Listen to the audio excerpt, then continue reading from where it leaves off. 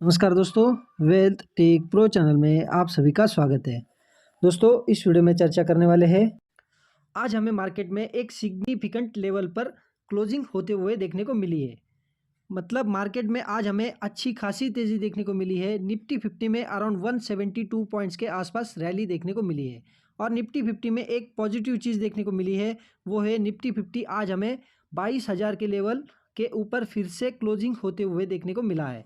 इसी के साथ साथ सेंसेक्स में भी अराउंड 540 पॉइंट्स के आसपास हमें तेज़ी देखने को मिली है। बाकी इंडिकेट्स की बात की जाए, बाकी इंडिकेट्स में भी हमें अराउंड 2-2.5% के आसपास तेज़ी देखने को मिल रही है। तो यहाँ पे आप देख सकते हो निफ्टी नेक्स्ट 50 में अराउंड 2.30% के आसपास तेज़ी देखने को मिल रही है। निफ्टी मिड कैप और स्मॉल कैप में भी अराउंड 2.5% के आसपास तेज़ी देखने को मिल रही है। तो दोस्तों, ये एक बहुत ही ज़्यादा पॉजिटिव न्यूज़ है, क्योंकि पिछले 2 ट्रेडिंग सेशन में हमें निफ्टी मिड कैप और स्मॉल कैप में बड़ी गिरावट देखने को मिली थी और पोर्टफोलियो लेवल पर भी हमें बड़ा क्रैश देखने को मिला था या ब्लड देखने को मिला था। और आज भी हमें कुछ लोगों के पोर्टफोलियो रेड ही देखने को मिल रहे हैं इतने तेज़ी के बाद। तो दोस्तों, आज के तेज़ी के पीछे के एक्चुअल रीज़न क्या है? दोस्तों, कुछ रीज़न हमें इंटरनेशनल मार्केट से भी देखने को मिल रहे हैं और कुछ रीज़न हमें डोमेस्टिक मार्केट से भी देखने को मिल रहे हैं। जो दोस्तों, आज हमें एक डोमेस्टिक मार्केट से एक बड़ा रीज़न देखने को मिल रहा है, क्योंकि जो पावर थी वो इंटरनेशनल मार्केट से डोमेस्टिक मार्केट की तरफ शिफ्ट होते हुए देखने को मिल रही है। आज हम इस वीडियो में डिटेल में चर्चा करेंगे। ये वीडियो बहुत ही ज़्यादा इंपॉर्टेंट होने जा रहा है, तो आप इस वीडियो को आखिर तक देखना। अगर आपको लॉन्ग टर्म इन्वेस्टमेंट सीखना है तो हमारे चैनल को ज़रूर सब्सक्राइब कर लेना और बेल आइकन भी दबा देना, ताकि आपको ऐसे ही इंपॉर्टेंट वीडियोस का नोटिफिकेशन मिलता रहे। चलिए इस वीडियो की शुरुआत करते हैं। तो सबसे पहला जो हमें रीज़न देखने को मिल रहा है वो है इंटरनेशनल मार्केट से Fed signal on rate cuts.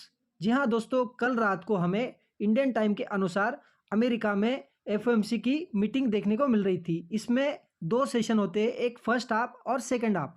First half session में वो डिसीजन लेते हैं कि इंटरेस्ट रेट बढ़ाए जाएंगे या वैसे ही रखे जाएंगे। तो मार्केट यहाँ पे एक्सपेक्ट कर रहा था कि एफओएमसी मीटिंग में फर्स्ट हाफ में रेट इंटरेस्ट रेट से रिलेटेड सेम ही डिसीजन आएगा, मतलब इंटरेस्ट रेट सेम ही रखे जाएंगे। जैसे मार्केट एक्सपेक्ट कर रहा था तो डिसीजन भी वैसे ही आते हुए देखने को मिला और यहाँ पे रेट हमें सेम ही देखने को मिल रहे हैं 5.25 पर और 5.50 पर। तो ये एक पहली पॉजिटिव चीज़ देखने को मिली मार्केट के लिए। और दूसरा जो इम्पोर्टेंट रीज़न देखने को मिल रहा है वो है सेकंड हाफ सेशन में जितना फर्स्ट हाफ का इम्पोर्टेंस नहीं होता है, उतना सेकंड हाफ का इम्पोर्टेंस होता है। क्योंकि यहाँ पे सेकंड हाफ में जो चेयरमैन है एफओएमसी मीट के मिस्टर जेरोन पावेल जी, उनकी कमेंट्री होती है उसमें। तो दोस्तों, सारे वर्ल्ड का ध्यान उसी कमेंट्री के ऊपर होता है कि भाई जेरोन पावेल साहब क्या बोलेंगे और रेट कट से डिसीजन क्या लेंगे। तो दोस्तों, मार्केट ये एक्सपेक्ट कर रहा था, इतना हमें इन्फ्लेशन का डेटा देखने को मिल रहा था फरवरी मंथ्स का जो बढ़ते हुए देखने को मिला था, उसके बाद मार्केट ये एक्सपेक्ट कर रहा था कि भाई जो रेट कट का डिसीजन बोले थे जेरोन पावेल साहब, वो कहीं पीछे ना ले ले। और अगर ऐसा होता तो आज हमें डाउ जोन्स में जो कल रात को हमें 400 पॉइंट की रैली देखने को मिली थी और हमारे मार्केट में आज हमें अराउंड 200-250 पॉइंट के आसपास रैली देखने को मिली है, तो वो हमें उल्टा देखने को मिलता, आज हमें अराउंड 250 पॉइंट की गिरावट देखने को मिलती। लेकिन दोस्तों, मिस्टर जेरोन पावेल साहब ने ये क्लियर कर दिया कि 2024 में हमें अराउंड 3 रेट कट देखने को मिलेंगे। तो ये एक पॉजिटिव नोट देखने को मिल रही है सबसे बड़ी वर्ल्ड के शेयर मार्केट के लिए। जी हाँ दोस्तों, 3 रेट कट आएंगे 25-25-25 बेसिस पॉइंट के 2024 में। अभी इसमें एक और है कि 2024 में जो नेक्स्ट एफओएमसी मीटिंग होंगे वो टोटल होंगे 6 मीटिंग्स और उसमें से 3 मीटिंग में हमें रेट कट का डिसीजन आते हुए देखने को मिलेगा। अभी दूसरा जो इम्पोर्टेंट रीज़न देखने को मिल रहा है वो है पॉजिटिव ग्लोबल कॉजेस। तो जब से ही हमें कल रात का ये एफएमसी का मीटिंग होते हुए देखने को मिला, तो हमें कल आज सुबह ही जापान का और कोरिया का मार्केट हमें अराउंड 2% के आसपास भागता हुआ देखने को मिला। मतलब एशिया मार्केट में भी तेज़ी देखने को मिली उस डिसीजन की वजह से।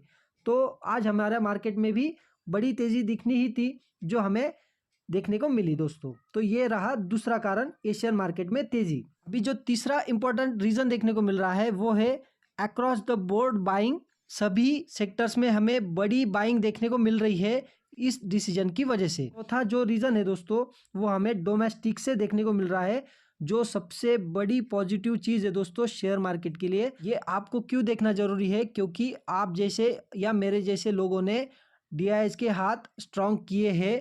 इसकी वजह से DII हमें बहुत ही बड़े स्तर पर बाइंग करते हुए देखने को मिले हैं।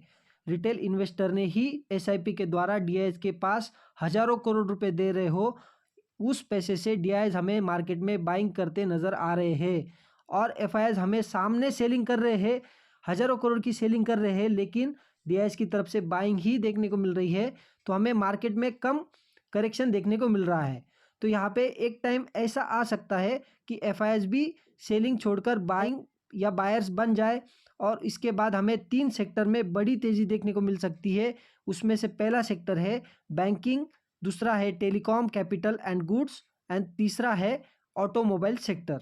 तो दोस्तों ये 3 सेक्टर में हमें फ्यूचर में बड़ी तेज़ी देखने को मिल सकती है, अगर यहाँ पे FIIs की तरफ से फिर से बाइंग शुरू हो गई तो ये एक बड़ा टेक्निकल या बड़ा फैक्टर देखने को मिल रहा है भारत के शेयर मार्केट में बड़ी रैली के लिए। तो दोस्तों ये 4 इंपॉर्टेंट रीज़न हमें मार्केट के रैली के पीछे देखने को मिल रहे थे, जो हमने आपको डिटेल में समझा दिए हैं। साथ ही साथ नेक्स्ट 2 या 3 ट्रेडिंग सेशन में भी ये रैली हमें देखने को मिल सकती है। अभी हम चेक करेंगे, बहुत सारे लोगों के पोर्टफोलियो आज भी हमें रेड ही देखने को मिल रहे हैं, क्योंकि इसके पीछे का एक ही कारण है, वो है बहुत सारे लोग जब मार्केट में करेक्शन होता है तो वहाँ पे बाइंग ना करते हुए मार्केट में जब रैली होती है तो बीच में ही बाइंग करते हैं। और कुछ लोग तो ऐसे हैं कि जहाँ पे 52 वीक हाई पे मार्केट चल रहा है या स्टॉक 52 वीक हाई पे चल रहा है तो वहाँ पे बाइंग कर लेते हैं। फिर वहाँ से हमें बड़ा करेक्शन देखने को मिल जाता है स्टॉक में 10% 20%, तो वहाँ से आपका पोर्टफोलियो भी हमें उतना ही % नीचे देखने को मिल जाता है, तो आप लॉस में चले जाते हो। फिर जहाँ से रिकवरी होती है तो वहाँ से उतनी ज़्यादा रिकवरी, उस स्टेज पे रिकवरी ना होते हुए उससे कम रिकवरी हमें देखने को मिलती है। कई बार ऐसा ही देखने को मिलता है, तो आपका पोर्टफोलियो भी हमें प्रॉफिट की जगह माइनस में ही देखने को मिलता है। तो ये एक ही कारण है आपका पोर्टफोलियो माइनस होने के पीछे। तो ये आपको समझना ज़रूरी है दोस्तों, आपको लॉन्ग टर्म इन्वेस्टमेंट करना है। अगर ये वीडियो आपको इन्फॉर्मेटिव लगा है तो वीडियो को लाइक एंड शेयर कर दीजिए और चैनल को सब्सक्राइब कर दीजिए। मिलते हैं नेक्स्ट वीडियो में। जय हिंद, वंदे मातरम।